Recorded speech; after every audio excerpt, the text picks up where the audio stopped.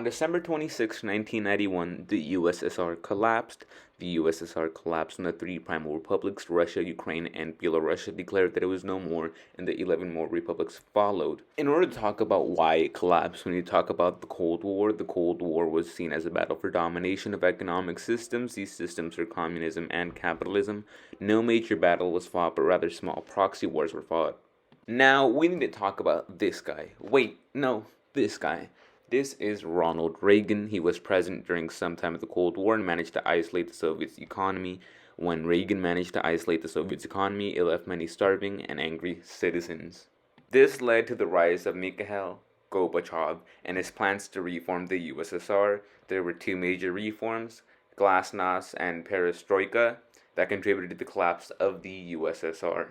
Glasnost was meant to open transparency in the government institutions. This was a fundamental contribution to the collapse of the USSR because it gave people more freedom of speech. Now they were able to speak against the government. Many protests were led due to the critique of the government from many. Perestroika was a reform intended to end the era of stagnation. The era of stagnation just means the bad economic decisions that started with Leonid Brezhnev. Perestroika wanted to create a mixed economy between communism and liberal elements, but ended up ending the command economy that was the USSR. Such reforms included privatization of business and was seen as a move away from Marxism. This led to inflation, higher cost of food, and higher government spending. This was already an issue to the USSR, and it contributed majorly to the collapse by leading to the critique of Gorbachev. The multi-party system that was implemented by Gorbachev also backfired when he lost communist control. Many other things contributed to this, such as Baltic states seceding from the USSR, which resulted in the domino effect, eventually leading to the dissolution of the Soviet Union.